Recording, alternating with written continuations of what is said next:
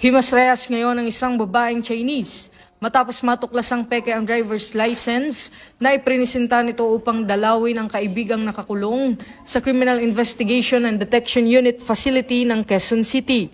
Ayon kay QCPD-CIDU Chief Police Lieutenant Colonel Edison Uwano, kinilala ang suspect na si alias Lu, residente ng Makati City, na unang nagtungo sa CIDO noong Enero 6. Napansin ng duty jailer na kahina-hinala ang ipinakitang driver's license kaya ito ay ipinaberipika sa Land Transportation Office.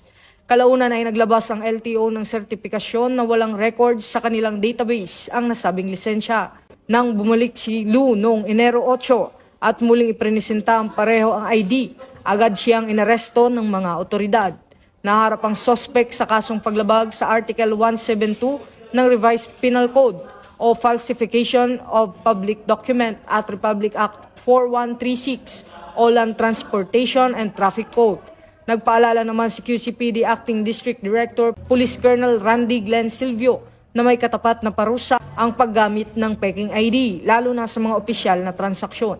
Ito ang bagong PNP para sa bagong Pilipinas. Serbisyong mabilis, tapat at nararamdaman.